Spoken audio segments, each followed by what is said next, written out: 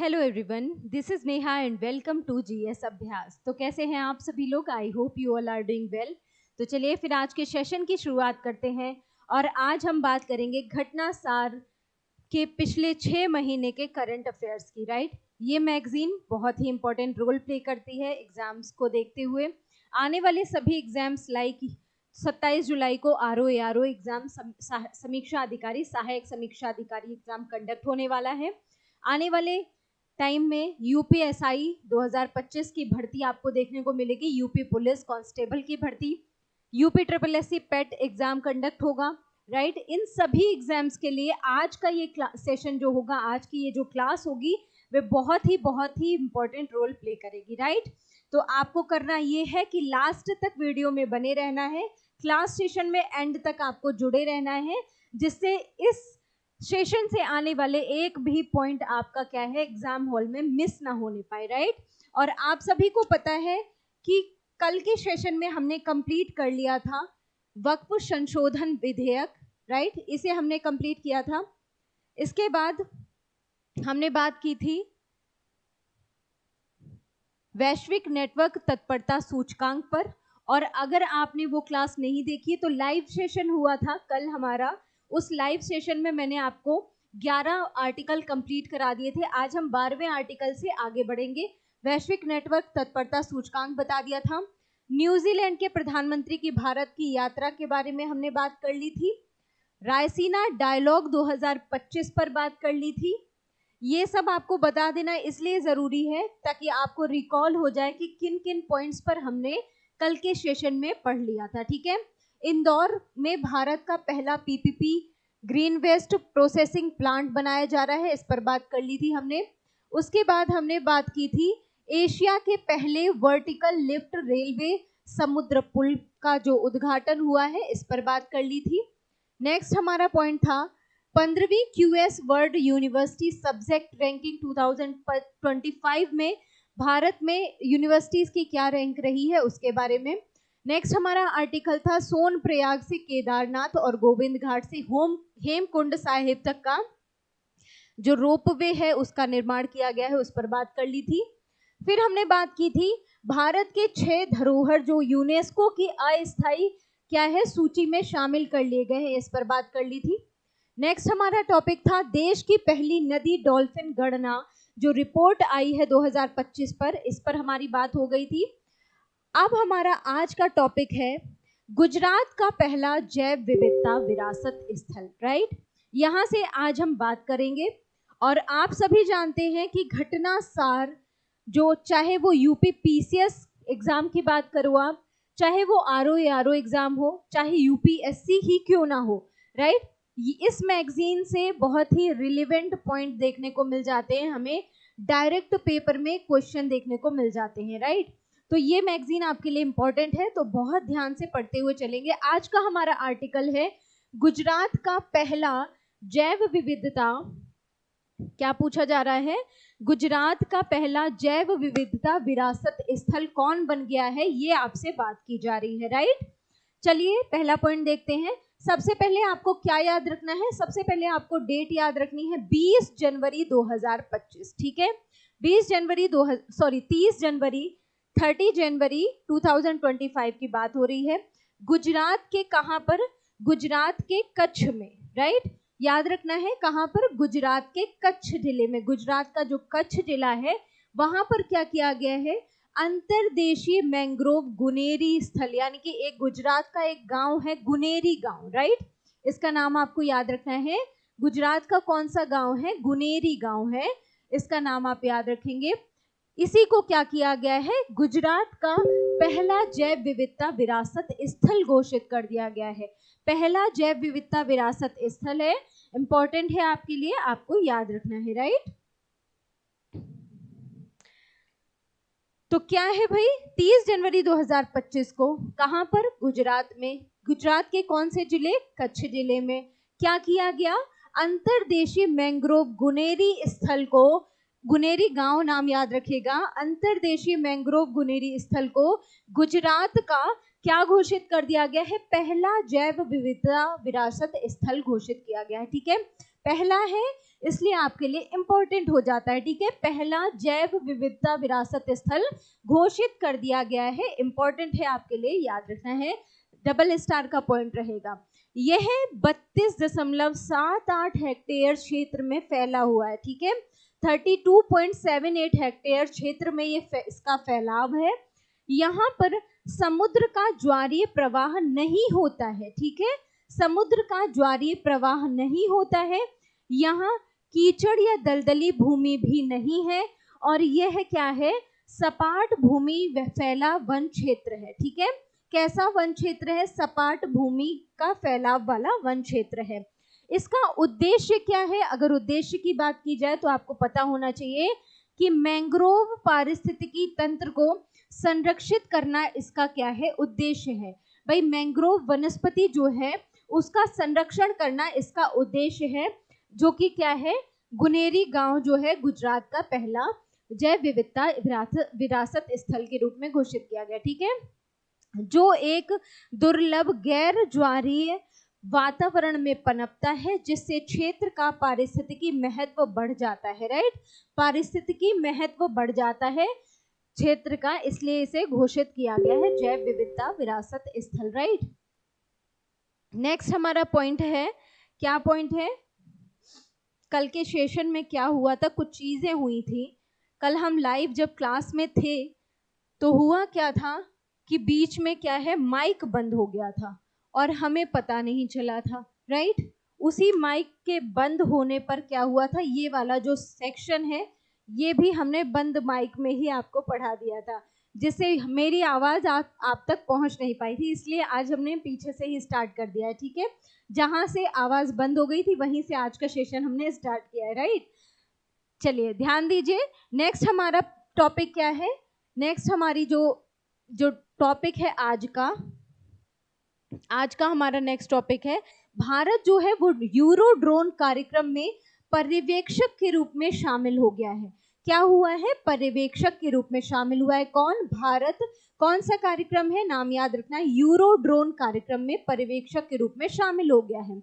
21 जनवरी 2025 की बात हो रही है, कौन सी जनवरी, 21 जनवरी 2025, भारत आधिकारिक रूप से मल्टीनेशनल यूरो ड्रोन कार्यक्रम में क्या बन गया है, पर्यवेक्षक के रूप में शामिल हुआ है, ठीक है। भारत इस कार्यक्रम में जापान के बाद, स्टार बनाएंगे, किसके बाद, जापान के बाद, कौन सा, दूसरा, ठीक है, दूसरे नंबर का एशिया प्रशांत भागीदार देश है। तो अगर आपसे पूछा जाएगा कि यूरो ड्रोन कार्यक्रम में भारत के पहले कौन सा देश शामिल हुआ था, पहले नंबर पर, तो आपको याद रखना है जापान क्या है, पहले नंबर पर है शामिल होने वाले एशिया प्रशांत भागीदार देश के रूप में, ठीक है। पहला एशिया प्रशांत भागीदार देश अगर आपसे पूछा जाए तो आप बताएंगे जापान जो है वो पहला एशिया प्रशांत भागीदार देश है, और भारत कौन से नंबर पर है, दूसरे नंबर पर है। भारत का स्थान क्या है, दूसरा है एशिया प्रशांत भागीदार देश के रूप में, ठीक है। यूरो ड्रोन क्या है, एक मल्टीमीडिया एल्टीट्यूड लॉन्ग एडोरेंस है, ठीक है। क्या है, मल्टीमीडिया, यहाँ पर आपको मेल की फुल फॉर्म पूछी जा सकती है, ठीक है, आपको मेल की फुल फॉर्म याद कर लेनी है। क्या है मेल की full form, multimedia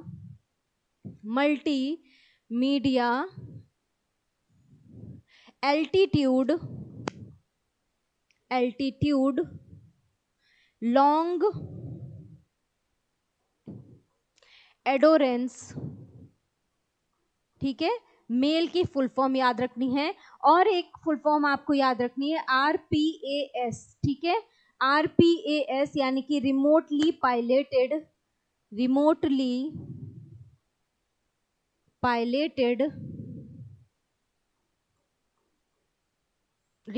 piloted aircraft system, right, aircraft system. ये दो फुल फॉर्म है जो आपको याद रख लेनी है। यूरोड्रोन है क्या, अगर आपसे पूछा जाए क्या है ये, एक multimedia altitude long endurance remotely piloted aircraft system है, राइट। याद रह जाएगा। क्या है यूरोड्रोन? एक multimedia altitude long endurance remotely piloted aircraft system है यूरोड्रोन, राइट। इसका उद्देश्य क्या है?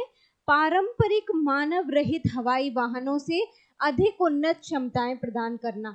जो पारंपरिक रूप से हवाई वाहन जो हैं, ठीक है, उनमें क्या है और अधिक उन्नत क्षमताएं प्रदान करना इस यूरोड्रोन कार्यक्रम का उद्देश्य है, राइट।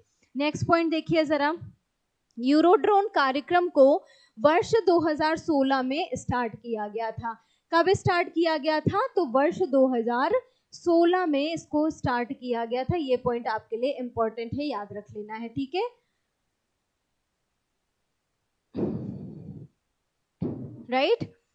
कब स्टार्ट किया गया था यूरोड्रोन कार्यक्रम को? तो आप बताएंगे वर्ष 2016 में इसे शुरू कर दिया गया था, ठीक है, 2016 में से प्रारंभ कर दिया गया था। इंपॉर्टेंट पॉइंट है, स्टार बनाएंगे। इस कार्यक्रम का जो प्रबंधन है, प्रबंधन कौन करता है? यहां से भी क्वेश्चन पूछा जाएगा, इसमें भी स्टार बनाना है। आप याद रखेंगे संयुक्त आयुध सहयोग संगठन, ठीक है। कौन सा? संयुक्त आयुध सहयोग संगठन क्या है? इसके प्रबंधक के रूप में कार्य कर रहा है OCCAR, याद रखना है आपको, ठीक है। क्या याद रखना है? संयुक्त आयुध सहयोग संगठन याद रखना है। यूरोड्रोन का पहला जो प्रोटोटाइप उड़ान वर्ष है वो क्या है? 2027 है। ये भी आपके लिए इंपॉर्टेंट पॉइंट रहेगा। यूरोड्रोन का पहला प्रोटोटाइप जो उड़ान का वर्ष है, किस वर्ष इसका उड़ान किया जाएगा? आपको याद रखना है 2027 में ये संभावित है। ये भी आपके लिए इंपॉर्टेंट है। तो भारत यूरोड्रोन कार्यक्रम में पर्यवेक्षक के रूप में शामिल हो गया है। ये पॉइंट आपके लिए इंपॉर्टेंट है, राइट। नेक्स्ट बात करते हैं IBCA फ्रेमवर्क की। आप ये सब मत सोचिएगा कि मैम ये सब लिखा हुआ है पहले से, ऐसा क्यों लिखा हुआ है? तो ये इसलिए हाईलाइट किया हुआ है क्योंकि कल के सेशन में जब हम लाइव क्लास ले रहे थे तो उस दौरान क्या हुआ था, माइक हमारा ऑफ हो गया था और उसी बंद माइक में ही मैंने आपको सब कुछ पढ़ा दिया था, ठीक है। इसलिए ये लिखा हुआ है, आप ये हाईलाइट किया हुआ है, आपको इस पर ध्यान नहीं देना है। जो मैं बता रही हूँ, पढ़ा रही हूँ, उसको समझते हुए चलना है, राइट। नेक्स्ट आज का हमारा टॉपिक है IBCA फ्रेमवर्क समझौता लागू हो गया है। कौन सा समझौता है? IBCA फ्रेमवर्क समझौता लागू हो गया है। क्या है, इस पर बात करते हैं। 23 जनवरी 2025 को, तो 23 जनवरी 2025 को अंतरराष्ट्रीय बिग कैट अलायंस, ठीक है, IBCA, ठीक है, याद रह जाएगा, इंटरनेशनल बिग कैट अलायंस की स्थापना पर फ्रेमवर्क समझौता लागू किया गया। याद रहेगा कब लागू किया गया? 23 जनवरी को। तो 23 जनवरी की डेट इंपॉर्टेंट है। तो 23 जनवरी की डेट को आप याद कैसे रखेंगे? तो क्या होता है 23 जनवरी को? आप लोग मुझे बताएंगे कमेंट बॉक्स में, ठीक है। कमेंट बॉक्स में आप लोग कमेंट करके मुझे बताएंगे 23 जनवरी को कौन सा दिवस के रूप में मनाया जाता है और ये किसे समर्पित है, ठीक है। कौन सा दिवस के रूप में मनाया जाता है और ये दिवस किसे समर्पित है, ये आपका काम है। आप लोग मुझे कमेंट बॉक्स में इसका आंसर करेंगे, राइट। अब इसका जो सचिवालय है एक पूर्ण विकसित संधि आधारित अंतर सरकारी अंतरराष्ट्रीय संगठन और कानूनी इकाई बन गया है। अब इसका जो सचिवालय है वो क्या बन गया है? पूर्णतः विकसित संधि आधारित अंतर सरकारी अंतरराष्ट्रीय संगठन और कानूनी इकाई बन गया है, राइट। 23 जनवरी 2025 को 5 देशों, कौन से वो 5 देश है उनका नाम आपको याद रखना है। निकारागुआ पहला नाम हो गया। कौन सा नाम है? निकारागुआ पहला नाम हो गया। दूसरा नाम है स्वातिनी, ठीक है, स्वातिनी, निकारागुआ, स्वातिनी, भारत, सोमालिया और लाइबेरिया। इन 5 देशों का नाम आपको याद रखना है। द्वारा समझौते को स्वीकृति के बाद इसे क्या कर दिया गया? पूर्ण अंतरराष्ट्रीय कानूनी दर्जा प्रदान कर दिया गया। किस समझौते को? IBCA समझौता, यानी कि इंटरनेशनल बिग कैट अलायंस जो समझौता हुआ है उसे क्या कर दिया गया? इन 5 देशों जिसमें नाम है निकारागुआ, स्वातिनी, भारत, सोमालिया और लाइबेरिया, इन 5 देशों की स्वीकृति के बाद इसे पूर्ण अंतरराष्ट्रीय कानूनी दर्जा प्रदान कर दिया गया है। इंपॉर्टेंट है, इन 5 कंट्रीज के नाम आपको याद रखने हैं। स्टार बना दिया है, याद रखना है आपको, राइट। ये पॉइंट, इसमें क्या है, भारत भी शामिल है। उन 5 कंट्रीज के नाम आपके लिए इंपॉर्टेंट है, याद रखना है आपको, ठीक है। नेक्स्ट देखिए, IBCA की शुरुआत कब हुई थी? इस समझौते की शुरुआत कब हुई थी ये बता रहा है आपसे। कब हुई थी इस समझौते की शुरुआत, तो वो आपको बताना है। तो IBCA की शुरुआत कब हुई थी? 9 अप्रैल 2023 को। 9 अप्रैल 2023 को क्या हुई थी? IBCA की शुरुआत हुई थी। किसने की थी? तो आप बताएंगे, प्रधानमंत्री नरेंद्र मोदी द्वारा। किस प्रोजेक्ट के तहत की गई थी? तो आपको याद रखना है, प्रोजेक्ट टाइगर की 50वीं वर्षगांठ थी। कौन सी भी वर्षगांठ थी? 50वीं वर्षगांठ के अवसर पर किया गया था, राइट। IBCA यानी कि इंटरनेशनल बिग कैट अलायंस जो समझौता था, उसकी शुरुआत कब हुई थी? तो 9 अप्रैल 2023 को उसकी शुरुआत हुई थी, याद रखना है आपको। अगर आपसे पूछा जाए किसने इसका उद्घाटन किया था, शुरुआत किसने की थी? प्रधानमंत्री नरेंद्र मोदी द्वारा किया गया था। किस अवसर पर किया गया था? तो आप बताएंगे, प्रोजेक्ट टाइगर की 50वीं वर्षगांठ के अवसर पर किया गया था। क्वेश्चन आपसे पूछा जाता है, प्रोजेक्ट टाइगर कब आया था? तो आपको बताना है 1973 में प्रोजेक्ट टाइगर को लॉन्च किया गया था, ठीक है। प्रोजेक्ट टाइगर को लॉन्च किया गया था, उसकी 50वीं वर्षगांठ पर IBCA समझौता किया गया था, ये याद रखना है। केंद्रीय मंत्रिमंडल ने 29 जनवरी 2024 को, ठीक है, कौन सी जनवरी? 29 जनवरी 2024 को इसकी स्थापना को मंजूरी दी तथा इसका मुख्यालय जो है वो कहां पर बताया कि कहां होगा? भारत में ही होगा। ये भी इंपॉर्टेंट है। अगर आपसे IBCA का मुख्यालय पूछा जाए कि इंटरनेशनल बिग कैट अलायंस का मुख्यालय कहां पर होगा, तो यहाँ बताया गया है कि इसका जो मुख्यालय है वो कहां पर होगा? इंडिया में ही होगा। ये क्या है, इसमें समझौते में कहा गया था, ठीक है। यह गठबंधन जो है वो दुनिया भर में यानी कि पूरे विश्व में जो बिल्ली की 7 प्रजातियां हैं उनका संरक्षण करेगा, ठीक है। यह गठबंधन दुनिया भर में 7 प्रमुख, मैंने आपको बताया कितनी प्रमुख प्रजातियों का? 7 प्रमुख प्रजातियों का क्या करेगा? संरक्षण करेगा। और वो 7 प्रमुख प्रजातियां कौन कौन सी हैं आप याद कर लीजिए। पहला हो गया बाघ, दूसरा हो गया शेर, तीसरा हो गया तेंदुआ, चौथा है हिम तेंदुआ, पांचवा है चीता, छठवां है जगुआर और 7वीं प्रजाति है प्यूमा, ठीक है। इन 7 प्रजातियों का नाम याद रखना है, बाघ, तेंदुआ, शेर, हिम तेंदुआ, चीता, जगुआर और प्यूमा। ये बिल्ली की 7 प्रजातियां हैं जिनका संरक्षण इंटरनेशनल बिग कैट अलायंस जो हुआ है उसके तहत किया जाएगा। जो कि हुआ कब? जिसका कब किया गया? तो आपको याद रखना है 9 अप्रैल 2023 को किया गया, प्रधानमंत्री नरेंद्र मोदी द्वारा। प्रोजेक्ट टाइगर जो कि 1973 में लॉन्च हुआ था, उसी की 50वीं वर्षगांठ के अवसर पर किया गया, राइट। ये पॉइंट याद हो जाएगा। और इसका जो मुख्यालय है वो भारत में ही होगा, ये भी इस समझौते में कहा गया। एक पॉइंट और पूछा जाता है, प्रोजेक्ट टाइगर 1973, प्रोजेक्ट हाथी कब आया था? यहां से भी क्वेश्चन पूछा जाता है, बहुत बार ये रिपीटेड क्वेश्चन है। PYQs अगर आप लोग सॉल्व करते होंगे तो वहां पर आप देखेंगे अनगिनत बार ये क्वेश्चन रिपीट होते हैं। तो इनको आपको क्या करना है? रट लेना है। अपने दिमाग में ऐसे सेट कीजिए कि ये क्वेश्चन आए तो आपका आंसर गलत नहीं होना चाहिए। प्रोजेक्ट हाथी अगर आपसे पूछेगा आप बताएंगे 1992 में, प्रोजेक्ट टाइगर 1973 में आया था, राइट। यहां तक याद हो जाएगा। आगे बढ़ते हैं, नेक्स्ट पॉइंट देखिए, वरिष्ठ नागरिक आयोग स्थापित करने वाला कौन सा देश, कौन सा राज्य है, ये बात की जा रही है। नेक्स्ट हमारा आज का जो आर्टिकल है वो आर्टिकल है वरिष्ठ नागरिक आयोग, ठीक है। वरिष्ठ नागरिक आयोग स्थापित करने वाला केरल जो है वो पहला राज्य बन गया है, वरिष्ठ नागरिक आयोग, ठीक है। अब तक आपने वरिष्ठ मानव अधिकार आयोग सुना होगा, अल्पसंख्यक आयोग सुना होगा, ठीक है। SC आयोग, ST आयोग सुना होगा, लेकिन अभी तक आपने क्या है, वरिष्ठ नागरिक आयोग के बारे में नहीं सुना होगा, ठीक है। तो इसका आंसर आपको करना है, कौन सा वह राज्य है जो वरिष्ठ नागरिक आयोग स्थापित करने वाला पहला राज्य बन गया है। आप बताएंगे केरल है, जो कि भारत के दक्षिण में स्थित राज्य है, ठीक है। केरल पहला राज्य बन गया है जिसने केरल राज्य वरिष्ठ नागरिक आयोग अधिनियम 2025 पारित किया है।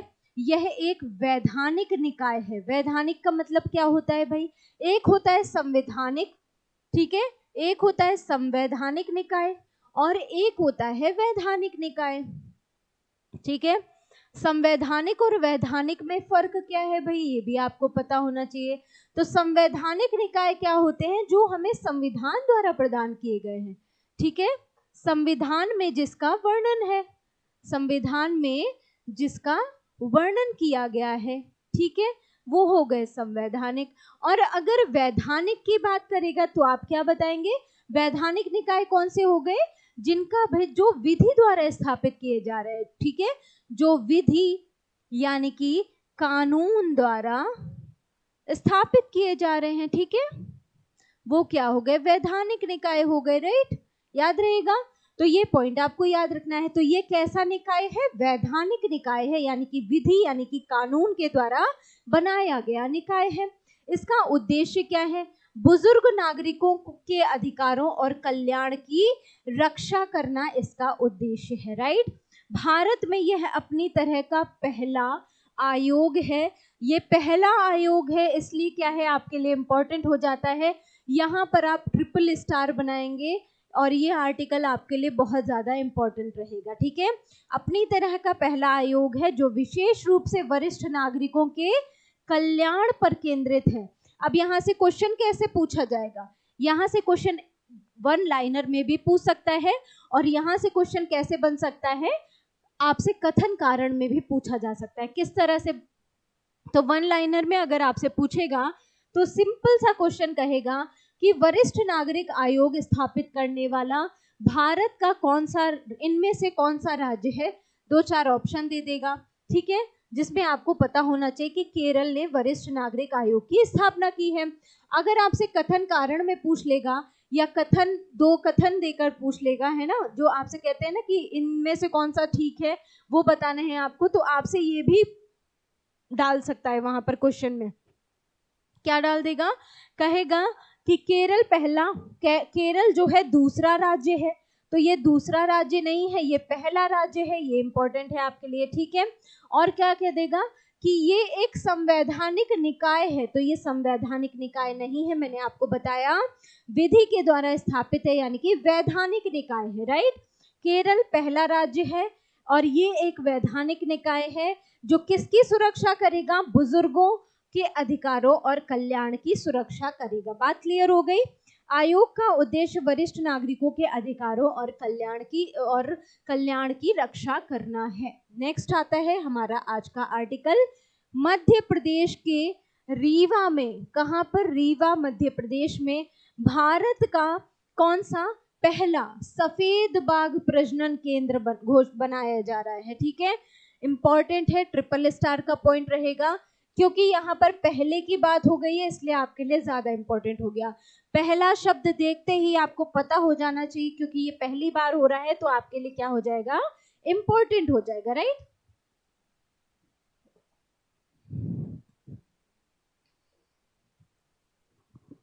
चलिए देखिए, जनवरी 2025 में केंद्रीय चिड़ियाघर प्राधिकरण ने, कौन सा, केंद्रीय चिड़ियाघर प्राधिकरण ने मध्य प्रदेश के रीवा जिले में, ठीक है, कहां पर, मध्य प्रदेश के रीवा जिला, सतना जिला नहीं है, रीवा जिला है, भारत के पहले सफेद बाघ प्रजनन केंद्र को मंजूरी दी है, ठीक है। रीवा को सफेद बाघों की भूमि भी कहा जाता है। क्वेश्चन यहाँ से पूछा जाएगा कि मध्य प्रदेश जो है वो क्या है भाई, भारत का पहला सफेद बाघ प्रजनन केंद्र खोला जा रहा है, कहां पर, मध्य प्रदेश में पहला, ठीक है, मध्य प्रदेश में पहला सफेद बाघ प्रजनन केंद्र, ठीक है, पहला है, ये पॉइंट इंपॉर्टेंट है, सफेद बाघ का प्रजनन केंद्र खोला जा रहा है, राइट। याद रहेगा आपको, प्रजनन केंद्र खोला जा रहा है, ये इंपॉर्टेंट है आपके लिए। नेक्स्ट पॉइंट क्या आता है, मध्य प्रदेश के कहां पर, तो रीवा जिले में, ठीक है, रीवा मध्य प्रदेश में। और इसीलिए मध्य प्रदेश के रीवा को क्या कहा जाता है, सफेद बाघों की भूमि भी कहा जाता है, ठीक है, सफेद बाघों की भूमि भी कहा जाता है। किसे कहा जाता है, रीवा को कहा जाता है, ठीक है। और अगर आपसे पूछा जाए कि मध्य प्रदेश की एक मुख्य नदी कौन सी है, तो मुख्य नदी कौन सी है, आपको याद रखना है, नर्मदा नदी, ठीक है। नर्मदा नदी मुख्य नदी के रूप में है, जो कि क्या करती है, एस्चुरी का निर्माण करती है, क्योंकि ये क्या है, अरब सागर की ओर बहने वाली नदी है, यानी कि पश्चिम वाहिनी नदियों में है, ठीक है, अरब सागर में गिरती है, ठीक है, अरब सागर में ये गिरती है नदी। कौन सी नदी, नर्मदा नदी। किसका निर्माण करती है, एस्चुरी का निर्माण करती है, राइट। एस्चुरी को हिंदी में क्या कहेंगे, ज्वार नद मुख, ठीक है, ज्वार नद मुख, ज्वार नद मुख का निर्माण करती है। कौन सी नदी, नर्मदा नदी। कहाँ से इसका उद्गम है, अगर आपसे उद्गम पूछा जाएगा, नर्मदा का उद्गम कहाँ से है, तो आप क्या बताएंगे, अमरकंटक की पहाड़ियों से, ठीक है, अमरकंटक की पहाड़ियों से क्या है, इसका उद्गम होता है नर्मदा नदी का। बात क्लियर हो गई। एस्चुरी का निर्माण करती है नर्मदा नदी, ये भी आपको याद रखना है, राइट। आगे बढ़िए। तो सफेद बाघों की भूमि किसे कहा जाता है, आप बताएंगे, रीवा को सफेद बाघों की भूमि कहा जाता है। इस परियोजना को वर्ष 2011 में सैद्धांतिक रूप से मंजूरी दी गई थी, ये भी पॉइंट आपके लिए इंपॉर्टेंट है। कब दी गई थी मंजूरी, तो 2011 में मंजूरी दी गई थी, इंपॉर्टेंट है, आपको याद रखना है। आगे बढ़ते हैं। मध्य प्रदेश को वन्यजीव संरक्षण कार्यों के लिए क्या नाम दिया गया है मध्य प्रदेश को, तो एमपी को क्या क्या कहा जाता है, ये याद रखना है आपको। क्या क्या कहते हैं भाई, टाइगर स्टेट के रूप में जाना जाता है, लेपर्ड स्टेट के रूप में जाना जाता है, और चीता स्टेट के रूप में भी जाना जाता है। तीनों नाम आपको याद रखने हैं, ठीक है। क्या क्या कहा जाता है, tiger state, tiger state, leopard state, और तीसरा है चीता स्टेट, राइट। ये तीनों नाम आपको याद रखने हैं कि मध्य प्रदेश को इन नामों से भी जाना जाता है। वर्ष 1951 में 1951 में गोविंदगढ़ जंगल में एक महाराजा थे, कौन से, मार्तंड सिंह। कौन से महाराजा थे, महाराजा मार्तंड सिंह द्वारा मोहन नामक अंतिम ज्ञात जंगली सफेद बाघ की खोज की गई थी। कब की गई थी, 1951 में। कहां पर, गोविंदगढ़ के जंगलों में। किसके द्वारा, महाराजा मार्तंड सिंह के द्वारा। कौन सा सफेद बाघ था, तो मोहन नामक एक अंतिम सफेद बाघ था जिसकी खोज की गई थी। उसी के बाद क्या है, यहाँ पर टाइगर सफारी वगैरह का निर्माण हुआ, जिससे अब क्या कहा जाता है, इसे टाइगर स्टेट के रूप में जाना जाता है, ठीक है। आगे बढ़े। नेक्स्ट रिपोर्ट है हमारी नीति आयोग की राज्य उच्च शिक्षा पर रिपोर्ट, एनईपी, ठीक है, नेशनल एजुकेशन पॉलिसी की बात होगी आज हमारी, 2020 की जो पॉलिसी आई थी, ठीक है, एनईपी 2020। नीति आयोग, और आप सभी जानते हैं कि नीति आयोग की कोई भी रिपोर्ट हो, आयोग के लिए अति प्रिय होती है। आयोग को बड़ा ही प्यार है नीति आयोग की किसी भी रिपोर्ट से, ठीक है। और यहाँ से अगर कोई भी पॉइंट आया तो वो क्वेश्चन आपको एग्जाम हॉल में देखने को जरूर मिलता है, इसलिए ये आपके लिए इम्पोर्टेंट है, डबल स्टार बनाएंगे। नीति आयोग की राज्य उच्च शिक्षा पर रिपोर्ट आई है। यह रिपोर्ट पहली बार राज्य सार्वजनिक विश्वविद्यालय पर केंद्रित है, ठीक है। राज्यों और राज्य के विश्वविद्यालय, सार्वजनिक विश्वविद्यालयों पर केंद्रित की गई है, ये इंपॉर्टेंट हो गया आपके लिए। इस रिपोर्ट के अनुसार भारत में 80%, कितने परसेंट, 80% उच्च शिक्षा राज्य सार्वजनिक विद्यालयों में होती है। क्या कहा जा रहा है कि इस रिपोर्ट में बताया गया है कि भारत में 80% जो हायर एजुकेशन है वो कहाँ पर होती है? राज्यों के सार्वजनिक विश्वविद्यालयों में होती है, ठीक है, 80% होती है। नई शिक्षा नीति के अनुसार 2035 तक, कब तक ये टारगेट है, इंपॉर्टेंट है, स्टार बनाएंगे। नई शिक्षा नीति जो एनईपी आई थी, नेशनल एजुकेशन पॉलिसी, उसके तहत 2035 तक राज्य सार्वजनिक विश्वविद्यालयों में नामांकन बढ़कर कितना हो गया है? बढ़कर 7 करोड़ तक पहुंचाने का अनुमान है, ठीक है, पहुंचने का अनुमान रखा गया है। कितना अनुमान है 2035 तक का? कि 2035 तक जो राज्यों में सार्वजनिक विश्वविद्यालय हैं उनमें नामांकन जो होगा वो कितना बढ़ जाएगा? 7 करोड़ तक बढ़ने का अनुमान है इसका, ठीक है, का अनुमान है। ये पॉइंट आपके लिए इंपॉर्टेंट है, ठीक है, इस पॉइंट पर स्टार बना लेंगे, आपको याद रखना है। तो 80% जो एजुकेशन है वो राज्य विश्वविद्यालयों के द्वारा, राज्य सार्वजनिक विश्वविद्यालयों के द्वारा होती है। इसमें एक अनुमान लगाया गया है कि 2035 तक इसका अनुमान है कि ये 7 करोड़ के तक पहुंच जाएगी, ठीक है। नेक्स्ट पॉइंट देखिए कि रिपोर्ट के अनुसार राज्यों और केंद्र शासित प्रदेशों में, राज्यों और केंद्र शासित प्रदेशों में जम्मू कश्मीर जीडीपी के प्रतिशत के रूप में, जीडीपी के प्रतिशत के रूप में जम्मू कश्मीर की बात हो रही है, शिक्षा पर सबसे अधिक खर्च करता है। जो हमारी जीडीपी का प्रतिशत है, ठीक है, जीडीपी का जो परसेंटेज है उसमें सर्वाधिक कितना परसेंट? 8.11%। 8.11% जो है वो कौन खर्च कर रहा है? कौन सा राज्य है, कौन सा केंद्र शासित प्रदेश? तो जम्मू कश्मीर, ठीक है, आपको याद रखना है जम्मू कश्मीर सर्वाधिक खर्च कर रहा है, ठीक है, क्या कर रहा है? सर्वाधिक खर्च कर रहा है किसमें? शिक्षा के क्षेत्र में, ठीक है,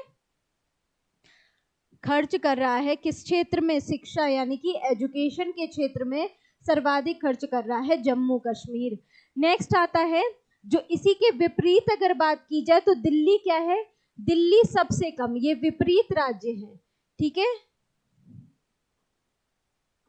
यानी कि अगर हम जम्मू कश्मीर में देखें कि जम्मू कश्मीर सर्वाधिक कर रहा है तो उसके ठीक विपरीत दिल्ली जो है वो एजुकेशन में कितना खर्च कर रहा है? 1.67% कर रहा है। तेलंगाना 2% कर रहा है। कर्नाटक 2.01% खर्च कर रहे हैं। जम्मू कश्मीर कितना कर रहा है? 8.11% कर रहा है। वहीं दिल्ली सबसे कम कर रहे हैं खर्च, ये याद रखिए, 1.67%। तेलंगाना 2% पर है और कर्नाटक 2.01% खर्च कर रहे हैं, ठीक है। देश में राष्ट्रीय औसत विश्वविद्यालय घनत्व कितना है? अगर आपसे पूछा जाए घनत्व तो आप बताएंगे 0.8% इसका घनत्व है, यानी कि डेंसिटी है। सबसे अधिक घनत्व किस राज्य में है? तो आप बताएंगे सिक्किम में है, 10.3%, ठीक है। देश में राष्ट्रीय औसत जो विश्वविद्यालय है उसका घनत्व, उसका डेंसिटी कितनी है? राष्ट्रीय औसत विश्वविद्यालयों का 0.8% है। और अगर सबसे अधिक घनत्व राष्ट्रीय औसत विश्वविद्यालयों का पूछा जाए तो आप बताएंगे सिक्किम में 10.3% है, सबसे ज्यादा, ठीक है, याद रह जाएगा ये पॉइंट। आगे बढ़ते हैं, नेक्स्ट पॉइंट देखिए। अब आता है हमारा नेक्स्ट टॉपिक, क्या है? स्टार बनाइए। कश्मीर स्थित सोनमर्ग सुरंग का उद्घाटन किया गया है। कश्मीर में कौन सी सुरंग? सोनमर्ग सुरंग का उद्घाटन किया गया। कब किया गया? 13 जनवरी 2025 को, ठीक है। नेक्स्ट आर्टिकल ये है हमारा, 13 जनवरी 2025 को प्रधानमंत्री नरेंद्र मोदी द्वारा क्या किया गया? इसका लोकार्पण किया गया। किसका लोकार्पण किया गया? आप बताएंगे कश्मीर स्थित सोनमर्ग सुरंग का, राइट। यह सुरंग जो है वो कितनी मीटर लंबी है, कितने किलोमीटर? तो आप बताएंगे 6.5 किलोमीटर लंबी है, जिसे जेड मोड सुरंग के नाम से भी जाना जाता है। क्यों ऐसा क्यों कहा गया? क्योंकि इस सुरंग में जो एक जेड आकार का मोड़ आता है, इसलिए इसे जेड मोड सुरंग के रूप में भी जाना जाता था, जिसका नाम बदलकर अब क्या कर दिया गया है? सोनमर्ग सुरंग कर दिया गया है, ठीक है। पहले इसे जेड आकार का जो एक वो मोड़ आता था, इस वजह से इसे जेड मोड़ सुरंग के रूप में जाना जाता था। इस तरह से जेड तो पता ही होगा, इस आकार का मोड़ आने की वजह से इसे जेड मोड़ सुरंग के रूप में जाना जाता था। कितने किलोमीटर लंबी है, स्टार बनाएंगे, इंपॉर्टेंट है। 6.5 किलोमीटर लंबी है जेड मोड़ सुरंग, जिसे सोनमर्ग सुरंग के नाम से जाना जाता है। बात क्लियर हो गई। आगे देखिए, इसका निर्माण कहां से कहां तक, सोनमर्ग से श्रीनगर और उसके बाद लद्दाख तक आवागमन को बेहतर बनाने के लिए किया गया है। पहले सोनमर्ग से श्रीनगर जोड़ा गया, उसके बाद लद्दाख तक के आवागमन को अच्छा करने के लिए, बेहतर बनाने के लिए किया गया है। ये पॉइंट भी इंपॉर्टेंट है आपके लिए, ठीक है। किसके द्वारा लोकार्पण किया गया, तो प्रधानमंत्री नरेंद्र मोदी के द्वारा किया गया, ये भी इंपॉर्टेंट पॉइंट है। सोनमर्ग टनल का वास्तविक जो निर्माण कार्य है वो शुरू कब हुआ था, तो आप बताएंगे वर्ष 2015 में शुरू किया गया था। इंपॉर्टेंट पॉइंट है, ठीक है। कब शुरू किया गया, वर्ष 2015 में इसका निर्माण कार्य शुरू किया गया था। इसके निकट स्थित जोजिला सुरंग, आप नाम जानते होंगे, ठीक है। जोजिला दर्रा भी मैंने आपको पढ़ाया है। अगर दर्रे का टॉपिक आपने नहीं पढ़ा होगा, इंडियन पासेस जो मैंने पढ़ाए हैं, ठीक है, भारत के प्रमुख दर्रे मैंने आपको पढ़ाए हैं, उसमें मैंने आपको बताया था जोजिला दर्रा के बारे में, है ना।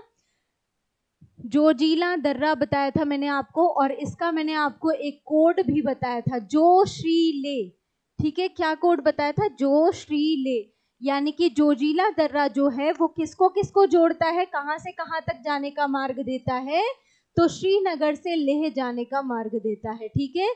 श्रीनगर से लेह जाने का मार्ग देता है, ये पॉइंट आपको याद रखना है। कौन सा दर्रा, जोजिला दर्रा, ठीक है। जोजिला दर्रे का मैंने आपको ट्रिक बताया था, जोशीले, ठीक है, जोशीले, यानी कि जोजिला दर्रा जो है वो श्रीनगर से लेह जाने का मार्ग प्रदान करता है। उसी जोजिला सुरंग की बात हो रही है, राइट। इसके निकट स्थित जोजिला सुरंग, जिसका निर्माण 2026 तक पूरे होने की संभावना है, ये पॉइंट भी आपके लिए इंपॉर्टेंट है। कौन सा सुरंग है, जोजिला सुरंग है, जिसका निर्माण 2026 तक पूरे होने की संभावना है, राइट, याद रहेगा। नेक्स्ट पॉइंट देखिए फटाफट, मध्य प्रदेश का माधव राष्ट्रीय उद्यान। अब हमारा नेक्स्ट आर्टिकल आ गया है, मध्य प्रदेश का माधव राष्ट्रीय उद्यान। जरा ध्यान दीजिए, 10 मार्च 2025 को, कब, 10 मार्च 2025 को देश के 58वें और मध्य प्रदेश के 9वें, अगर इंडिया की बात हो जाएगी, अगर भारत की बात होगी, तो भारत का क्या कहा जा रहा है, 58वां, और मध्य प्रदेश का, एमपी का 9वां क्या है, टाइगर रिजर्व कौन सा है, ये पूछा जा रहा है। कौन है, तो आपको याद रखना है, मध्य प्रदेश का 9वां है और भारत का 58वां है, माधव टाइगर रिजर्व, ठीक है। माधव टाइगर रिजर्व नाम याद रखेंगे आप, क्या नाम है, माधव टाइगर रिजर्व। कहाँ पर स्थित है, तो आपको याद रखना है मध्य प्रदेश में है, और मध्य प्रदेश का ये 9वां टाइगर रिजर्व है और भारत का 58वां टाइगर रिजर्व है, याद रहेगा। इससे पहले अगर मध्य प्रदेश के 8वें की बात की जाए और भारत के 57वें की बात की जाए, भारत का जो 57वां है और मध्य प्रदेश का, एमपी का 8वां है, उसको भी आपको याद रखना है। कौन सा है, रातापानी टाइगर रिजर्व, ठीक है। ये भी कहाँ स्थित है, एमपी में स्थित है, रातापानी टाइगर रिजर्व। इन दोनों का नाम इंपॉर्टेंट है आपके लिए, ठीक है। 10 मार्च 2025 को देश के 58वें और मध्य प्रदेश के 9वें टाइगर रिजर्व, जिसका नाम है माधव टाइगर रिजर्व, का क्या किया गया, उद्घाटन किया गया। बात क्लियर हो गई। यह अभ्यारण्य मध्य प्रदेश के कौन से जिले में है, तो इसका ये जिला भी याद रखना है, शिवपुरी जिले में स्थित है, राइट, मध्य प्रदेश के शिवपुरी जिले में स्थित है। यह अभ्यारण्य कुल कितना है भाई, 37,523, ठीक है, 37,000 लगभग में आप याद रखेंगे, 37,000 हेक्टेयर, ठीक है। अगर हम लगभग की बात कर ले तो लगभग में डेटा याद कर लिया कीजिए 37,000 हेक्टेयर। पूरा डेटा याद होना तो मुश्किल है क्योंकि डेटा की तो कोई लिमिट ही नहीं है, हमें इतना याद करना पड़ता है कि चीज़ें मिसमैच हो जाती हैं। तो लगभग में डेटा को याद कर लिया कीजिए। लगभग 37,000 हेक्टेयर क्षेत्र में फैला हुआ है ये कौन सा, माधव टाइगर रिजर्व, जो कि कहाँ पर है, मध्य प्रदेश में स्थित है, मध्य प्रदेश के शिवपुरी जिले में, राइट। इसका जो कोर क्षेत्र है वो 375 वर्ग किलोमीटर तथा बफर जोन जो है वो 1276 किलोमीटर है, राइट, याद रहेगा। राष्ट्रीय बाघ संरक्षण प्राधिकरण ने माधव राष्ट्रीय उद्यान को बाघ अभ्यारण्य के रूप में अधिसूचित करने के प्रस्ताव को मंजूरी दिसंबर 2024 में प्रदान की थी। बात क्लियर हो गई, याद रहेगा। कौन सी एक अथॉरिटी ये करती है, ये प्रदान करती है, तो आपको याद रखना है NTCA यानी कि नेशनल टाइगर कंजर्वेशन अथॉरिटी, राष्ट्रीय बाघ संरक्षण प्राधिकरण, ठीक है। राष्ट्रीय बाघ संरक्षण प्राधिकरण, national tiger conservation authority, right, ये क्या करती है, इसने माधव राष्ट्रीय उद्यान को बाघ अभ्यारण्य के रूप में प्रस्ताव अधिसूचित करने के प्रस्ताव को दिसंबर 2024 में मंजूरी प्रदान की थी। ये हो गया आपका आर्टिकल कंप्लीट। नेक्स्ट आर्टिकल पे आते हैं। मध्य प्रदेश का जो रातापानी वन्य जीव अभ्यारण्य है उसके बारे में जान लेते हैं, ठीक है।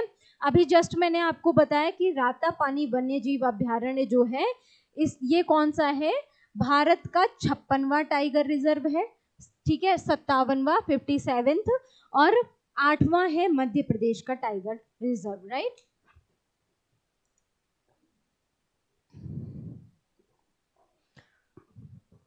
बोलते बोलते गला ड्राई हो जाता है, थोड़ा सा क्या करना है, हाइड्रेट करना भी जरूरी होता है। यहाँ ध्यान दीजिए, रातापानी टाइगर रिजर्व मध्य प्रदेश का 8वां है, मैंने आपको पहले ही बता दिया, और देश का 57वां अधिसूचित टाइगर रिजर्व है, ठीक है। प्रोजेक्ट टाइगर कब आया था, मैंने आपको बताया प्रोजेक्ट टाइगर कब घोषित किया गया था, कब लॉन्च किया गया था प्रोजेक्ट टाइगर, तो आपको याद रखना है 1973 में, 1973 में, राइट। प्रोजेक्ट टाइगर आया 1973 में, उसी के तहत टाइगर का संरक्षण करने के लिए ये लेकर आया गया था, ठीक है। उसी में मध्य प्रदेश का जो 8वां जिला जो टाइगर रिजर्व घोषित किया गया वो रातापानी टाइगर रिजर्व था, जो कि देश का 57वां अधिसूचित टाइगर रिजर्व है, राइट। मध्य प्रदेश सरकार ने रायसेन जिले में स्थित, कौन सा जिला है, अगर आपसे माधवगढ़ माधव जो टाइगर रिजर्व है उसकी बात की जाएगी तो आप क्या बताएंगे, वो शिवपुरी जिले में है, ठीक है। माधव टाइगर रिजर्व आप क्या बताएंगे, शिवपुरी जिले में है। और अगर आपसे रातापानी टाइगर रिजर्व पूछा जाए किस जिले में है तो आप बताएंगे रायसेन जिले में स्थित है। बात क्लियर हो गई। राता में स्थित रातापानी वन्य अभ्यारण्य को दिसंबर 2024 में, कब, दिसंबर 2024 में बाघ अभ्यारण्य के रूप में अधिसूचित किया गया था। यहाँ तक पॉइंट क्लियर हो गया होगा। अगर आपसे पूछा जाए कि वर्तमान में मध्य प्रदेश में कितने टाइगर रिजर्व हैं तो आप बताएंगे 9 टाइगर रिजर्व हैं वर्तमान में। इंपॉर्टेंट है, डबल स्टार का पॉइंट है आपके लिए, याद रखना है। मध्य प्रदेश में वर्तमान में टाइगर रिजर्व कितने हैं, total number of tiger reserve, तो आप बताएंगे 9 हैं। कौन कौन से हैं उनका नाम भी आपको पता होना चाहिए। Satpura tiger reserve, Pench Madhya Pradesh Kanha tiger reserve, Sanjay Dhubri tiger reserve, Panna tiger reserve, Bandhavgarh tiger reserve, Rani Durgavati tiger reserve, Ratapani tiger reserve और माधवगढ़ टाइगर रिजर्व। ये 9 टाइगर रिजर्व हैं जो वर्तमान में मध्य प्रदेश में स्थित हैं, ठीक है। सतपुड़ा, पेंच, कान्हा, संजय धुबरी, पन्ना, बांधवगढ़, रानी दुर्गावती, रातापानी और माधवगढ़, ठीक है।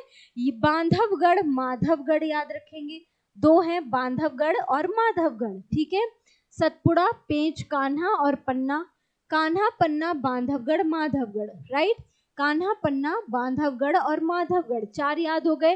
रानी दुर्गावती और रातापानी, ठीक है, रानी दुर्गावती और रातापानी, रा से आपको 2 याद रखने हैं, रानी दुर्गावती, रातापानी।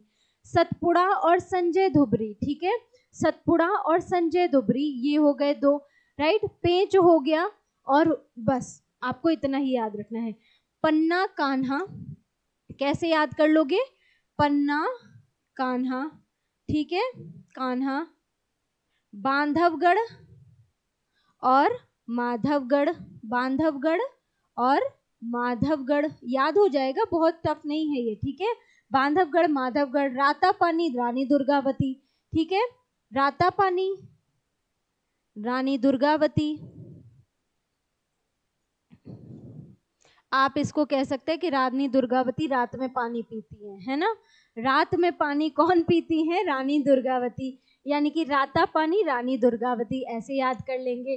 तो 2 हो गए, 4 हो गए, 6 हो गए, 7 और 8 बचा। कौन सा आपको याद रखना है? संजय दुबरी और सतपुड़ा, ठीक है, संजय दुबरी और सतपुड़ा, ठीक है, सतपुड़ा, सतपुड़ा संजय दुबरी, यानी कि संजय दुबरी कहाँ गए? सतपुड़ा गए, ऐसे याद कर लेंगे आप। संजय दुबरी कहाँ गए? सतपुड़ा चले गए, ये याद रखेंगे। लास्ट याद कर लीजिए, पेंच, ठीक है, संजय दुबरी सतपुड़ा पेंच लगाने गए, ठीक है, इस तरह याद कर लीजिए। संजय दुबरी सतपुड़ा कैसे गए? पेंच लगाने के लिए गए थे, ठीक है, पेंच लगाने या पेंच लड़ाने, जो भी आप कहना चाहे, ऐसे ना कहिए, ठीक है। छत्तीसगढ़ में स्थित एक है, कौन सा है भाई? याद कर लीजिए, छत्तीसगढ़ में स्थित गुरु घासीदास तमोर पिंगला टाइगर रिजर्व। गुरु घासीदास तमोर पिंगला टाइगर रिजर्व अगर आपसे पूछा जाए, कौन सा? गुरु घासीदास तमोर पिंगला टाइगर रिजर्व कौन से राज्य में स्थित है? आप बताएंगे। छत्तीसगढ़ में स्थित है, ठीक है। गुरु घासीदास तमोर पिंगला टाइगर रिजर्व कहाँ स्थित है? छत्तीसगढ़ में स्थित है, और ये छत्तीसगढ़ का चौथा टाइगर रिजर्व है। छत्तीसगढ़ का चौथा टाइगर रिजर्व है, और ये पूरे देश में अगर आपसे पूछा जाए तो 56वां टाइगर रिजर्व है। भारत का 56वां और छत्तीसगढ़ का चौथा टाइगर रिजर्व है। कौन सा? Guru Ghasidas Tamor Pingla tiger reserve, right. इसमें आप मेंशन कर लेंगे। अगर आपसे 56वां टाइगर रिजर्व पूछा जाएगा और छत्तीसगढ़ का चौथा, ठीक है, छत्तीसगढ़ का चौथा टाइगर रिजर्व आपसे पूछा जाएगा, कौन सा बताएंगे? Guru Ghasidas Tamor Pingla, Ghasidas Tamor Pingla tiger reserve, Tamor Pingla tiger reserve, right, ये आपको याद रखना है, राइट। छत्तीसगढ़ का चौथा है और मध्य प्रदेश का 56वां टाइगर रिजर्व है, राइट। यहां तक पॉइंट क्लियर हो गए होंगे, आगे बढ़ जाते हैं अब। नेक्स्ट पॉइंट देखिए, नेक्स्ट हमारा आर्टिकल है आज का, देश में यूसीसी लागू करने वाला उत्तराखंड पहला राज्य बन गया है। यूसीसी कौन सा है? Uniform civil code, right. कौन सा कोड है भाई? यूनिफॉर्म सिविल कोड, ठीक है। यूनिफॉर्म सिविल कोड लागू करने वाला कौन सा पहला राज्य बन गया है? तो आप बताएंगे स्वतंत्रता के बाद की बात होगी। स्वतंत्रता से पहले पुर्तगालियों के शासन में तो गोवा ने भी लागू कर रखा है, ठीक है। यूसीसी लागू करने वाला पहला राज्य कौन सा है भाई? गोवा, ठीक है। यूनिफॉर्म सिविल कोड ये स्वतंत्रता के पहले से लागू है, ठीक है, स्वतंत्रता के पहले से लागू है गोवा में। और अगर आपसे ये स्वतंत्रता के बाद पूछा जाए कि स्वतंत्रता के बाद कौन किसने लागू किया है, तो आप बताएंगे अब कौन बन गया है? उत्तराखंड पहला राज्य बन गया है जिसने स्वतंत्रता के बाद यूसीसी यानी कि यूनिफॉर्म सिविल कोड को लागू किया है, ये पहला राज्य बन गया है, ठीक है। देश में यूसीसी लागू करने वाला उत्तराखंड पहला राज्य बन गया है, और पहला होने की वजह से ये आर्टिकल हो गया आपके लिए इंपॉर्टेंट, डबल स्टार बनाएंगे। 27 जनवरी 2025 को उत्तराखंड राज्य ने समान नागरिक संहिता यानी कि यूसीसी लागू करने वाला देश का पहला राज्य बन गया है। पहला पॉइंट हो गया, इंपॉर्टेंट हो गया आपके लिए। इसके लागू होने से अब राज्य में सभी नागरिकों के लिए संवैधानिक और नागरिक अधिकार जो होंगे वो एक समान होंगे। संविधान द्वारा प्रदत्त अधिकार और नागरिकों के जो अधिकार होंगे वो क्या होंगे, सभी समान होंगे। ये पॉइंट आपके लिए याद करने योग्य है, ठीक है। इसके अंतर्गत संविधान के अनुच्छेद कौन सा है, 342, इंपॉर्टेंट, ठीक है। संविधान का अनुच्छेद 342 तथा 366 ये सब आर्टिकल जो है 25 है, ठीक है। 366 25 के तहत वर्णित अनुसूचित जनजातियों को इसके दायरे से बाहर रखा गया है, ठीक है। क्या रखा गया है, बाहर रखा गया है। ये पॉइंट आपके लिए इंपॉर्टेंट है, इससे बाहर रखा गया है इनको, ये पॉइंट आपके लिए इंपॉर्टेंट है, ठीक है। बाहर रखा गया है, बाहर रखा गया है। कौन सा अनुच्छेद, अनुच्छेद 342 और अनुच्छेद 366 जो है क्लॉज 25, इसमें क्या किया गया है, इसके तहत जो अनुसूचित जनजातियों का वर्णन किया गया है, अनुसूचित जनजातियों यानी कि एसटी की बात हो रही है, ठीक है। एसटी की बात हो रही है, जो भी अनुसूचित जनजातियां हैं इसके तहत रखी गई हैं आर्टिकल 342 के तहत और 366 क्लॉज 25 के तहत, ठीक है। 366 क्लॉज जो है 25 है, इसके तहत जो भी अनुसूचित जनजातियां हैं वो इससे क्या होंगी, प्रभाव क्षेत्र से बाहर रहेंगी। ये पॉइंट आपके लिए इंपॉर्टेंट है। बात क्लियर हो गई। तो कौन सा वह पहला राज्य है जो यूसीसी लागू करने वाला स्वतंत्रता के बाद पहला राज्य बन गया है, आप बताएंगे उत्तराखंड। इसके अंतर्गत सभी विवाह के 60 दिन के भीतर पंजीकरण अनिवार्य किया जाएगा, ठीक है। क्या किया गया है कि जितने भी लोग विवाह कर रहे हैं उनका जो पंजीकरण है वो विवाह के 60 दिन के भीतर ही कराना अनिवार्य होगा, ठीक है। 27 मई 2022 को जस्टिस रंजना देसाई, कौन से जस्टिस हैं, रंजना देसाई की अध्यक्षता में यूसीसी ड्राफ्ट को तैयार करने के लिए समिति का गठन किया गया था। अगर आपसे पूछा जाए कौन सी समिति का गठन किया गया था, किसकी अध्यक्षता में, आप बताएंगे जस्टिस रंजना देसाई की अध्यक्षता में यूसीसी ड्राफ्ट तैयार करने के लिए एक समिति का गठन किया गया था। 27 जनवरी को समान नागरिक संहिता दिवस मनाने की घोषणा की गई है। अब यहाँ से आपके लिए इंपॉर्टेंट पॉइंट हो गया कि 27 जनवरी आपको क्यों याद रखनी है, तो आप बताएंगे 27 जनवरी को समान नागरिक संहिता दिवस मनाया जाएगा। कौन सा दिवस मनाया जाएगा, समान नागरिक संहिता दिवस, ठीक है। समान नागरिक संहिता दिवस मनाया जाएगा, ठीक है। ये आपके लिए इंपॉर्टेंट हो गया। 26 जनवरी आप जानते ही हैं, 26 जनवरी को क्या मनाया जाता है, गणतंत्र दिवस मनाया जाता है, ठीक है। 26 जनवरी को क्या मनाया जाता है, गणतंत्र दिवस मनाया जाता है। गणतंत्र दिवस मनाते हैं या स्वतंत्रता दिवस मनाते हैं, बताइए जरा। स्वतंत्रता दिवस होता है 15 अगस्त को, राइट। 15 अगस्त को भारत की स्वतंत्रता का दिवस मनाया जाता है, स्वतंत्रता दिवस के रूप में मनाते हैं। और 26 जनवरी को गणतंत्र दिवस के रूप में मनाते हैं। उसी के जस्ट एक दिन बाद 27 जनवरी को समान नागरिक संहिता दिवस के रूप में मनाया जाएगा। और ये पॉइंट हो गया आपके लिए इंपॉर्टेंट पॉइंट, राइट। चलिए नेक्स्ट देखिए, आज का हमारा नेक्स्ट आर्टिकल क्या कह रहा है। नेक्स्ट आर्टिकल कह रहा है कि सिंगापुर के राष्ट्रपति की भारत की यात्रा, ठीक है। सिंगापुर के जो राष्ट्रपति हैं उन्होंने भारत की यात्रा की है। ये हमारा नेक्स्ट आर्टिकल का टॉपिक है, ठीक है।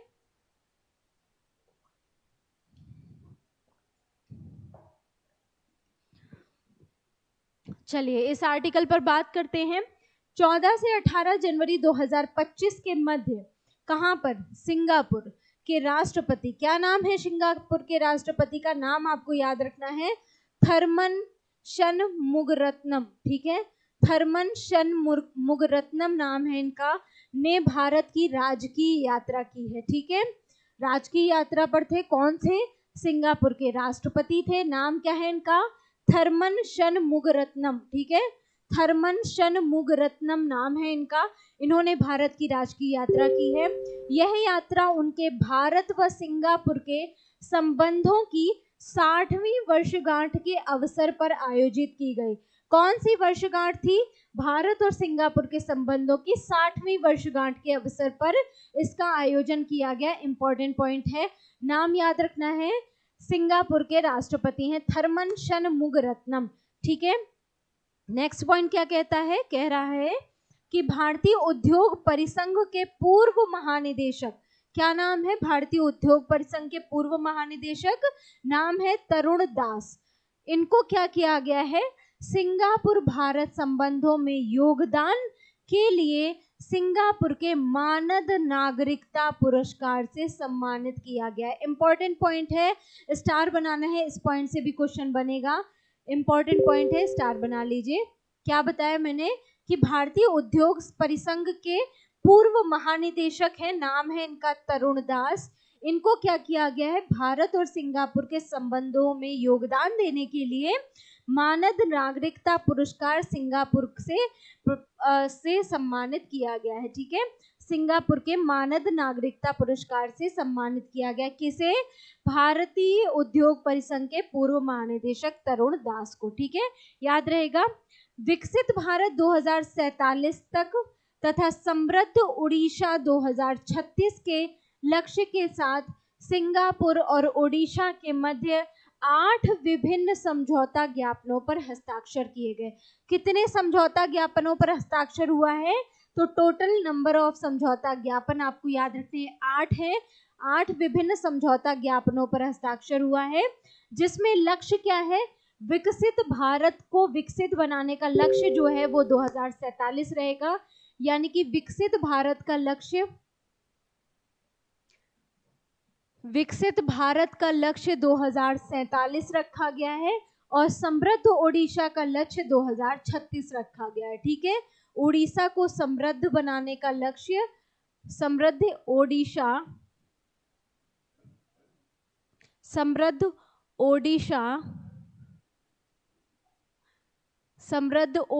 का लक्ष्य 2036 रखा गया है। राइट, याद रहेगा, 2036 रखा गया है। ठीक है, ये दोनों पॉइंट आपके लिए इंपॉर्टेंट है, याद रखने हैं।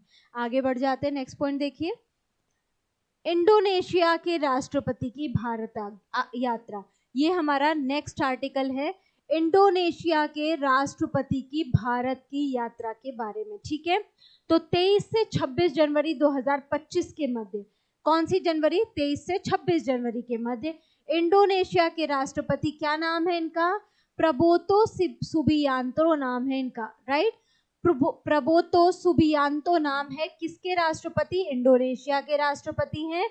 इंडोनेशिया के राष्ट्रपति प्रबोवो सुबियांतो ने भारत की राजकीय यात्रा की। वे भारत के 76वें गणतंत्र दिवस समारोह के मुख्य अतिथि के रूप में शामिल हुए। ये पॉइंट आपके लिए बहुत इंपॉर्टेंट है, डबल स्टार बनाएंगे। क्वेश्चन आपसे पूछा जाएगा कि 76वें गणतंत्र दिवस समारोह में मुख्य अतिथि के रूप में कौन शामिल हुए? तो 76वें गणतंत्र दिवस समारोह में मुख्य अतिथि, अगर आपसे पूछा जाएगा मुख्य अतिथि के रूप में कौन शामिल हुए, तो आप बताएंगे प्रबोवो सुबियांतो, जो कि इंडोनेशिया के राष्ट्रपति हैं। ठीक है, इंडोनेशिया के राष्ट्रपति शामिल हुए। किस देश के राष्ट्रपति शामिल हुए? तो आप बताएंगे इंडोनेशिया के राष्ट्रपति। ठीक है, प्रधानमंत्री नहीं है, राष्ट्रपति हैं, ये पॉइंट आपको याद रखना है। इंडोनेशिया के राष्ट्रपति हैं, क्या नाम है इनका? Prabowo Subianto. ठीक है, प्रबोवो सुबियांतो नाम है इनका, ये नाम आपको याद रखना है। ठीक है, प्रबोवो सुबियांतो नाम है इनका, और ये मुख्य अतिथि के रूप में 76वें गणतंत्र दिवस में समारोह में शामिल हुए थे। वे भारत के गणतंत्र दिवस समारोह में मुख्य अतिथि के रूप में शामिल होने वाले चौथे इंडोनेशियाई हैं। कौन से हैं? चौथे इंडोनेशियाई राष्ट्रपति हैं। ये इंपॉर्टेंट है आपके लिए, कौन से नंबर के हैं? तो ये याद रखना है, चौथे इंडोनेशियाई राष्ट्रपति हैं। चौथे राष्ट्रपति हैं जो कि भारत की मुख्य अतिथि के रूप में परेड में शामिल हुए थे, गणतंत्र दिवस समारोह में शामिल हुए थे। ठीक है, चौथे राष्ट्रपति हैं ये पॉइंट आपके लिए इंपॉर्टेंट है, स्टार बना लेंगे इस पर। नेक्स्ट पॉइंट देखिए जरा, वर्ष 2025 को भारत आसियान पर्यटन वर्ष के रूप में मनाया जाने के फलस्वरूप कौन सा दिवस आप बताएंगे? वर्ष 2025 को कौन से पर्यटन वर्ष के रूप में मनाया गया है? तो भारत आसियान पर्यटन वर्ष, ठीक है, भारत आसियान पर्यटन वर्ष के रूप में घोषित किया गया, ठीक है। वर्ष 2025 को भारत आसियान पर्यटन वर्ष के रूप में मनाया जाएगा। मनाए जाने के फलस्वरूप भारत और इंडोनेशिया के बीच सांस्कृतिक आदान प्रदान और पर्यटन को बढ़ावा मिलने की आशंका व्यक्त की गई है, ठीक, आशा व्यक्त की गई है। वर्ष 2023 में भारत इंडोनेशिया के बीच अगर द्विपक्षीय व्यापार की बात की जाए, कितना द्विपक्षीय व्यापार हुआ था? तो आप बताएंगे 29.40 बिलियन डॉलर का व्यापार हुआ था, ठीक है। 29.40 बिलियन डॉलर का व्यापार हुआ था वर्ष 2023 में भारत और इंडोनेशिया के बीच में। 2025 को भारत आसियान पर्यटन वर्ष के रूप में घोषित किया गया है। ये पॉइंट आपके लिए इंपॉर्टेंट हो जाता है, राइट। आगे बढ़ते हैं। आज का नेक्स्ट हमारा आर्टिकल है, भारत की नौवहन प्रणाली में सुधार के लिए इसरो का 100वां प्रक्षेपण किया गया है। इसरो का 100वां प्रक्षेपण किया गया है और इसरो का 100वां प्रक्षेपण है इसलिए इंपॉर्टेंट हो गया। अब आपको मुझे कमेंट बॉक्स में बताना है, आप लोग मुझे कमेंट में इसरो के अध्यक्ष का नाम बताएंगे कि वर्तमान में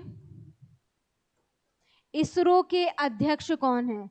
वर्तमान में इसरो के अध्यक्ष कौन है, इनका नाम आप लोग मुझे कमेंट में बताएंगे और इसरो की फुल फॉर्म भी आप लोग मुझे बताएंगे कमेंट बॉक्स में, ठीक है। मैं चेक करूंगी आपके कमेंट्स किस किस ने आंसर किए हैं और जो भी लोग आंसर करेंगे उनके आंसर को मैं पिन करूंगी, ठीक है, पिन करूंगी। नेक्स्ट क्लास में मैं उन लोगों का नाम भी लूंगी ताकि आप लोगों को क्या है, एक मोटिवेशन, एक इंकरेजमेंट मिल सके, राइट। आगे बढ़े। भारत की नौवहन प्रणाली में सुधार करने के लिए इसरो का 100वां मिशन जो प्रक्षेपण किया गया उसके बारे में बात करते हैं। भारतीय अंतरिक्ष अनुसंधान संगठन, ठीक है, ने 29 जनवरी 2025 को 100वां प्रक्षेपण किया, ठीक है, 100वां प्रक्षेपण किया। इसके तहत एक navigation and positioning system satellite यानी कि NVS-02, क्या है? NVS-02 का प्रक्षेपण श्रीहरिकोटा स्थित सतीश धवन अंतरिक्ष केंद्र से किया गया। क्वेश्चन बनता है, सतीश धवन अंतरिक्ष केंद्र कहाँ स्थित है? आप बताएंगे श्रीहरिकोटा। और श्रीहरिकोटा कहाँ पर स्थित है? तो आप बताएंगे श्रीहरिकोटा आंध्र प्रदेश में, ठीक है। श्रीहरिकोटा कहाँ स्थित है? कहाँ पर स्थित है? आंध्र प्रदेश में। यहीं से क्या होता है, यहीं पर क्या है, सतीश धवन अंतरिक्ष केंद्र है, जहां से क्या किया जाता है, सतीश धवन अंतरिक्ष केंद्र है, यहीं से क्या होता है, प्रक्षेपण किया जाता है। कहाँ पर है श्रीहरिकोटा? आप बताएंगे आंध्र प्रदेश में स्थित है। इसका प्रक्षेपण किया किस यान से गया है? आपको बताना है GSLV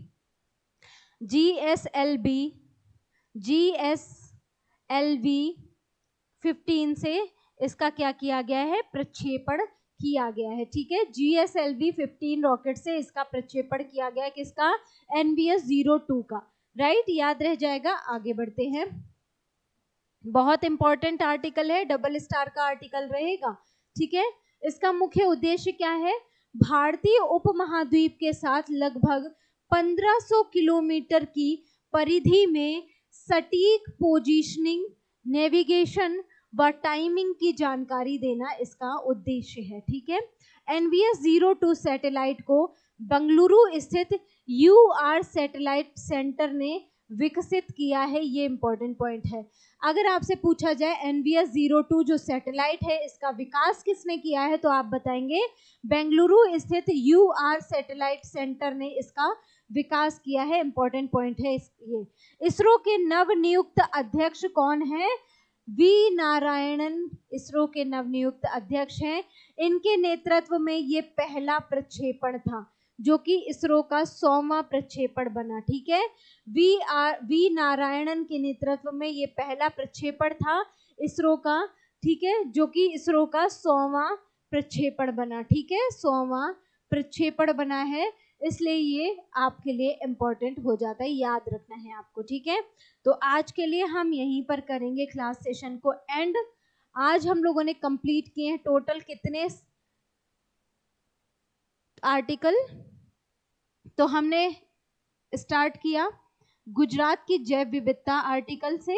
ठीक है, एक आर्टिकल हो गया। यूरोड्रोन कार्यक्रम हमारा दूसरा आर्टिकल हो गया। तीसरा आर्टिकल हो गया हमारा IBCA फ्रेमवर्क समझौता, यानी कि इंटरनेशनल बिग कैट अलायंस समझौता। नेक्स्ट हमारा टॉपिक हो गया चौथा। पांचवा हो गया वरिष्ठ आयोग स्थापित करने वाला पहला राज्य केरल। फिर मध्य प्रदेश के रीवा में पहला सफेद प्रजनन केंद्र बना। ये आज का हमारा क्या हो गया? पांचवा टॉपिक हो गया।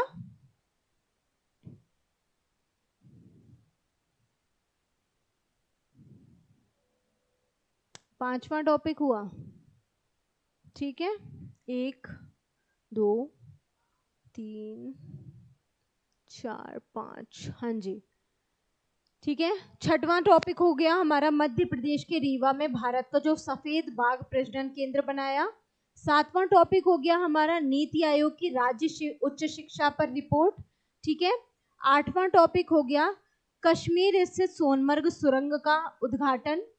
नौवां टॉपिक हो गया हमारा मध्य प्रदेश का बांधव राष्ट्रीय उद्यान। नेक्स्ट हमारा टॉपिक हो गया नवा टॉपिक मध्य प्रदेश का रातापानी वन्य जीव अभ्यारण्य। 10वां टॉपिक।